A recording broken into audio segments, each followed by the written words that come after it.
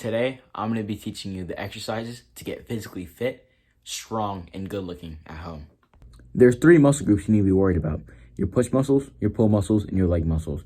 There's exercises for every single one of these. I've tried them, I've done them before, and I know these work. See, before, when COVID was happening, myself, I wanted to start working out. This was a little bit after COVID, but before gyms started opening back up. I wanted to start working out, but I didn't have any equipment at home. I didn't have any things to do, so I had to figure out stuff to learn how to do at home in order to learn how to exercise. And for 6 months, I would do push-ups, squats, lunges, and pull-ups in my house just to get physically fit because I didn't have access to a gym. I'm going to teach you what I did to get physically fit, strong, and good looking. The first group we're going to be going over is push muscles. If you already have a little bit of a physical background or are naturally stronger, you should be able to do regular push-ups. And one mistake newbies make, I'll go straight into this because this is what normally happens. They'll stick their arms out and flare like this. Look, I'll show you. You don't want to do that on a push-up. What you want to do is rotate, bring your elbows in, squeeze your back like this. So you want to have that right there. You see how my arms are flared and ready to push down? And it doesn't matter what your angle at, as long as it's not spreading out. You can go straight like this. You can middle it out. You can go out further. Just make sure that you are staying out of this. Don't flare your arms ever, ever. You can keep them tight. You can keep them out to a little bit or even out like this. Just make sure your elbows are not flared all the way out. This will hinder you and can cause you to contract any form of injury. If you're not normally strong enough to do regular push-ups, I recommend knee push-ups. If you're too strong, what you want to do is, if you have a bed, chair, or anything, put your feet up on this thing. And I'll demonstrate right now. Pull over a chair. Put my feet up on this chair. And do push-ups. This will train your core more also, by the way. But you want to have a little bit more of an arch, like this.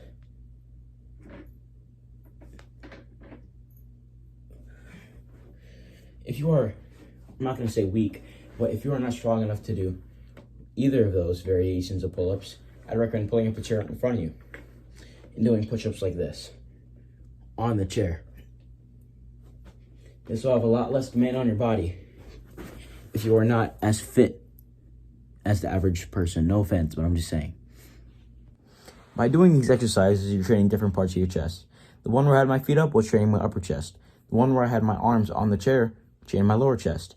If you're trying to get a good looking chest, I recommend hitting your upper chest more. If you aren't strong enough yet, I recommend basic push-ups or knee push-ups. It'll also hit the front part of your shoulder right here.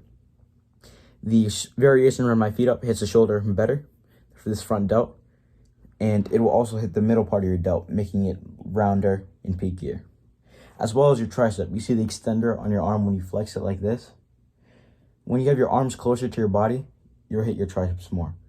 You can also do dips. I'll show you a variation of that just in a moment to build your tricep. If you're really strong, I recommend trying bodyweight dips. If your shoulders and if push-ups or decline push-ups are too easy, try doing this in your house. Grab 2 chairs. I recommend either at this level, the lower part of your chair, or like this, the upper part of your chair. Upper part of your chair will not be as stable. I'll show you the correct form in just a moment.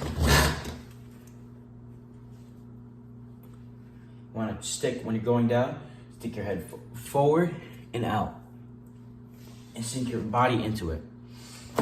If you still want to hit your triceps and shoulders better without doing those, I recommend putting your body up on a chair like this. Your arms on a chair, forgive me, and doing these. These will also hit your triceps. Not as hard or as physical, but definitely a very good variation for your shoulders and your triceps. Now for your pull muscles. See, your push muscles are a lot easier, but a lot of us don't have a pull-up bar. I'm gonna go over a pull-up bar first, and then I'm gonna go over the exercise you can do without a pull-up bar. Well, let's get it. There's different variations of a pull-up. What I'd recommend for your biceps and your arms is also part of your pull. I'm gonna name every muscle part of your pull. Your biceps and your back. That's all pull right there. Your lower back, upper back, lats, all of it.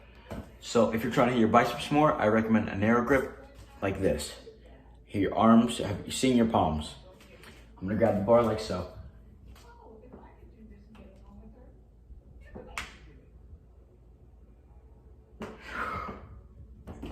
That's a chin-up.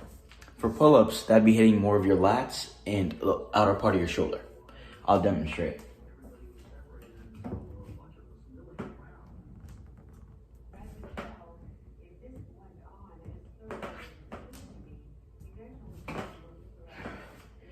Those are pull-ups, those hit your lats and upper part of your shoulder.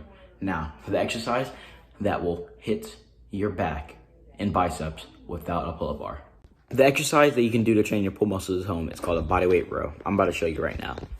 Before I get into this, the table you want to use, table or chair, it needs to be high enough up so where your chest is not touching the bottom part of your table or chair, and your back is not hitting the ground.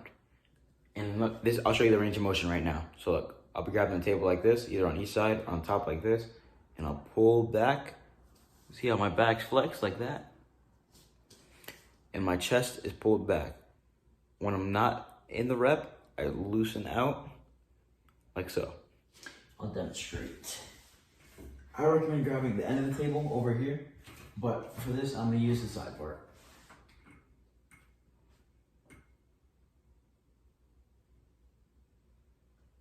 Another thing, if you do not have a very strong back, keep your knees keep your feet on the ground and your knees up. Like I'll try to show you right now. See how my knees are up like this? If you are very strong, you leave your legs out. It's a little bit more core demanding and more demanding on your upper back. Let's talk about our legs. See, your legs is made out of 4 things. We have your calf and this part right here. I call it your second calf. It's the calf in the front part. And we have your quad. This guy right here. You have the hamstring. That. And lastly, we have the glute. Your butt. I'm gonna show you exercises to your calf first. The good old calf raise.